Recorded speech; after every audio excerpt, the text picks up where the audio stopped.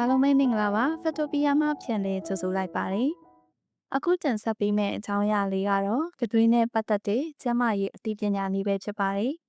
ကတွင်းကျန်းမာရေးဆိုတာကသွားငှရုံတင်မကပဲတစ်ခုလုံးကျန်းမာရေးအတွက်အရေးကြီးတဲ့အစိတ်အပိုင်းတစ်ခုဖြစ်ပါတယ်သွားနဲ့တဖုံးတွေပျက်စီးခြင်းကအစားအသောက်တွေစားသုံးတဲ့အချိန်မှာခက်ခဲစေုံသားမကပဲနှလုံးရောဂါစီးချိုယောဂါနဲ့အသက်ရှူလမ်းကြောင်းဆိုင်ရာယောဂါတွေနဲ့လည်းဆက်ဆက်နေကြောင်းစိပညာအရတွေ့ရှိခဲ့ရပါတယ်။သွားတစ်ချောင်းကခန္ဓာကိုယ်မှာအမှားကျော်ဆုံးအစိတ်အပိုင်းဖြစ်ပေမဲ့လည်းစနစ်တကျမထိန်သိမ်းမှုဆိုရင်အလွယ်တကူပျက်စီးနိုင်ပါတယ်။သွားပျက်စီးတဲ့အဆင့်တွေမှာသွားကြွေလွာတိုက်စားခြင်းကနေစပြီးသွားအာယုံကြောပိုးဝင်တဲ့အဆင့်အထိနားလည်ထားခြင်းအပြင်ကတွင်းပျက်စီးခြင်းကိုကြိုတင်ကာကွယ်နိုင်မှာဖြစ်ပါတယ်။လူအများစုကသွားပျက်စီးခြင်းကိုပါးစပ်အတွင်းထဲမှာပဲဖြစ်တဲ့ပြဿနာတစ်ခုလို့ထင်မြင်တတ်ကြပေမဲ့လည်းလက်တွေ့မှာကတွင်းကျန်းမာရေးနဲ့ဓာတ်ရိုက်ဆက်ဆက်နေပါတယ်။သဖောယောဂဖြစ်စေတတ်တဲ့ဘက်တီးရီးယားတွေကသွေးကြောအတွင်းကနေတဆင့်နှလုံးနဲ့အဆုတ်တွေစီကိုရောက်ပြီးရှေးရှေးမှာနှလုံးသွေးကြောပိတ်ခြင်းနဲ့အသက်ရှူလမ်းကြောင်းဆိုင်ရာယောဂတွေကိုဖြစ်ပွားစေနိုင်တဲ့အပြင်စီးချိုယောဂရှိသူတွေအတွက်သွေးတွင်းတကြားချက်ထိန်ချုပ်မှုကိုပိုပြီးခက်ခဲစေပါတယ်။ဒါကြောင့်သွားပျက်စီးရခြင်းအကြောင်းရင်းတွေကိုသိရှိထားခြင်းကကိုယ့်ရဲ့အသက်ရှည်ကျန်းမာရေးအတွက်အခြေခံအကျဆုံးအသိပညာဖြစ်တယ်ဆိုတာကိုနားလည်ထားဖို့လိုအပ်ပါတယ်။သွားပျက်စီးစေတဲ့အဓိကလက်တွေက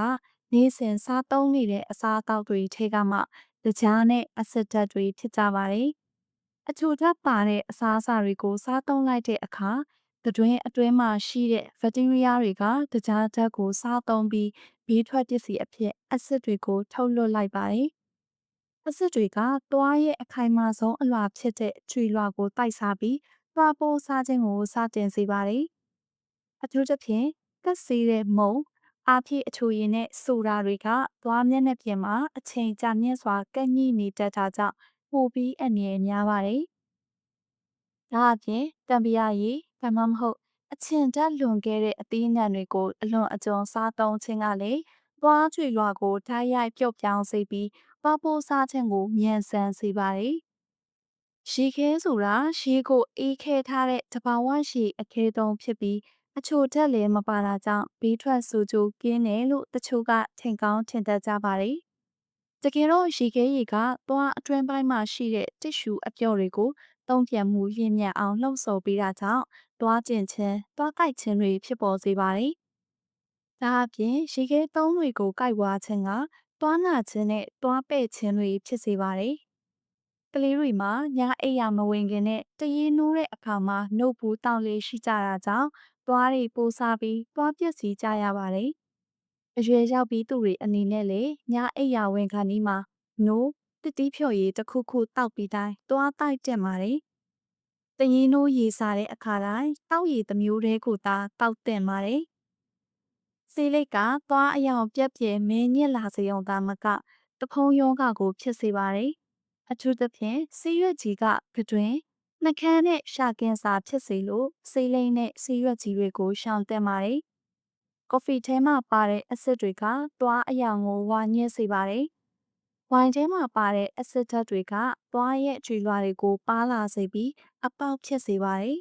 ။အလားတူဝိုင်ထဲမှာခရိုမိုဂျန်တန်နင်းလို့ခေါ်တဲ့တဘာဝအနီရောင်စိုးဆေးတွေပါတဲ့အတွက်သွားအပေါ်ရန်ကြွေလွှာတွေကိုအဆက်အပြောက်ဖြစ်စေပါတယ်။ဒါကြောင့်ကော်ဖီဝိုင်တွေတောက်ပြီးတဲ့အခါရေနဲ့ပလုတ်ခြင်းပေးသင့်ပါတယ်။တကိုယ်ရည်တန့်ရှင်းမှုအားနည်းခြင်းကသွားပျက်စီးခြင်းရဲ့ဒုတိယအဆင့်ဖြစ်တဲ့တဖုံးယောဂတွေကိုဦးတည်စေပါတယ်။အစာစားပြီးတဲ့နောက်မှာသွားကိုစနစ်တကျမတိုက်တာက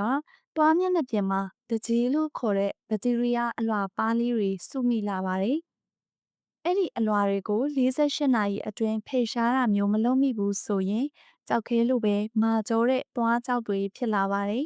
။သွားကြောက်တွေကသွားတိုက်ရုံနဲ့မပြုတ်နိုင်တော့ပဲတဖုံးပုံနာကျင်စေပြီးတဖုံးနှိမ့်ဆင်းခြင်းသွားအမြင့်တွေဆွေးနွေးခြင်းတွေကိုဖြစ်ပေါ်စေပြီးတဲ့နောက်ဆုံးမှာသွားကောင်းပေမဲ့လည်းမခိုင်တော့ပဲကျွတ်ထွက်သွားနိုင်တဲ့အခြေအနေထိရောက်ရှိစေနိုင်ပါတယ်။တချို့ကရှာမအပေါက်ဖောက်ပြီး fancy ပစ္စည်းတွေနဲ့အလားဆင်ကြပါတယ်။အစာစားရင်အဲ့ဒီအလားဆင်တက်ထူ ဖန်စီတွေကိုမတော်တဆကြိတ်ဝါမိတတ်ပါတယ်။အဲ့ဒီအခါသွားတွေကိုကျိုးပဲစေပါတယ်။အဲ့ဒီလိုပဲနှကန်းသားကိုအပေါက်ဖောက်အလားဆင်ခြင်းကလည်းတဖုံးတွေဒဏ်ရာဖြစ်ပြီးအဲ့ဒီကနေတဆင့်သွားတွေကိုထိခိုက်ပျက်စီးစေနိုင်ပါတယ်။မျက်မှောက်ခေတ်မှာစိတ်ဖိစီးမှုကြောင့်ဖြစ်ပေါ်လာတဲ့အလေးအကျင့်တချို့ကလည်းသွားတွေကိုအကြီးအကျယ်ပျက်စီးစေပါတယ်။လူတွေကအိပ်ပျော်နေတဲ့အခါမှာသတိမထားမိပဲသွားကျိတ်တက်ကြပြီးအဲ့ဒီလိုပြုလုပ်မိခြင်းကသွားရဲ့ဝါရတဲ့မျက်နှာပြင်တွေကိုပွန်းစေနိုင်ပြီးသွားတူခြင်းနဲ့သွားကျင်ခြင်းတွေကိုဖြစ်စေပါတယ်။ဒါအပြင်စီးလိတောက်ခြင်းနဲ့ကွန်ဆာခြင်းတို့ကတွင်အတွင်းမှာရှိနေတဲ့သွေးလှည့်ပတ်မှုကိုလျော့နေစေပြီးတဖုံးယောဂတွေဖြစ်ပွားပြီးဆိုတာနဲ့ပြန်ပြီးကျန်းမာလာစေဖို့အတွက်ခက်ခဲစေုံသာမကပဲတွင်ကင်ဆာအထိပါဖြစ်စေနိုင်ပါတယ်။သွားကိုအသုံးပြုပြီးပလင်းအဖုံးကိုသွားနဲ့ဖွင့်တာဒါမှမဟုတ်ခဲတံတွေလိုမျိုးမာတဲ့ပစ္စည်းတွေကိုကိုက်ခြင်းကလည်းသွားတွေကိုအက်ကွဲစေပြီးရှိရှိမှာသွားဆုံးရှုံးရတဲ့အထိဖြစ်စေပါတယ်။ခန္ဓာကိုယ်အတွင်းမှာရှိတဲ့တတွေးကသွားတွေကိုဘက်တီးရီးယားနဲ့အက်ဆစ်တွေရန်ကကာကွယ်ပေးတဲ့တဘာဝဆေးရည်ဖြစ်ပေမဲ့လည်းအချို့သောအကြောင်းရင်းတွေကြောင့်တတွေးနှဲသွားတဲ့အခါသွားပျက်စီးမှုအစမတန်မြန်ဆန်လာတတ်ပါတယ်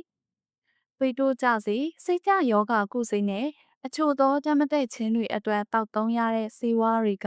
ဘီထွက်ဆိုးကျိုးအနေနဲ့တွင်ချခြင်းကိုဖြစ်စေပါတယ်။တွင်ချောက်တွေ့နေပြီဆိုရင်အဆစ်တွေကိုဓာတ်ပြည့်စေတဲ့တွင်မရှိတာကြောင့်သွားပိုးစားနှုန်းကပုံမှန်ထက်3ဆလောက်ပိုပြီးမြန်ဆန်သွားတတ်ပါတယ်။ဒါကြောင့်ရေဓာတ်ပြေဝစွာတောက်သုံးရနဲ့ဆေးဝါးတွေကြောင့်တွင်ချောက်တယ်ဆိုတာနဲ့သွားဆရာဝန်နဲ့တိုင်ပင်ဆွေးနွေးဖို့အရေးကြီးပါတယ်။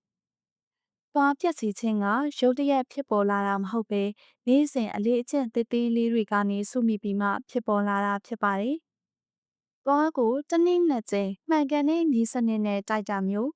သွားကြောပုတ်ကြိုးကိုအသုံးပြုခြင်းနဲ့အချိုချက်များတဲ့အစားအစာတွေကိုရှော့ချတာမျိုးတွေကသွားပျက်စီးခြင်းအန္တရာယ်ကိုကာကွယ်နိုင်ပါတယ်။ဒါအပြင်နာကျင်မှုမရှိသေးပေမဲ့လည်း6လတစ်ကြိမ်သွားဆရာဝန်နဲ့ပုံမှန်စစ်ဆေးခြင်းကလည်းသေးငယ်တဲ့သွားပိုးစားပေါက်တွေကိုပိုပြီးကြီးမလာခင်မှာကြိုတင်ကုသနိုင်မဲ့အကောင်းဆုံးနည်းလမ်းဖြစ်ပါတယ်။မိမိရဲ့တဘာဝသွားတွေကိုကျန်းမာအောင်ထိန်းသိမ်းထားခြင်းက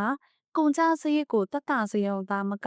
ဘဝရဲ့အရေးအသွေးကိုပါမြင့်တင်ပေးနိုင်တာကြောင့်ဒီနေ့ကစပြီးသွားကျန်းမာရေးကိုတတိထားဂရုစိုက်ကြဖို့အတွက်တိုက်တွန်းရင်ဒီမှာပဲအဆုံးသတ်လိုက်ပါတယ်။အားလုံးပဲပျော်ရွှင်ချမ်းမြေ့ကြပါစေ။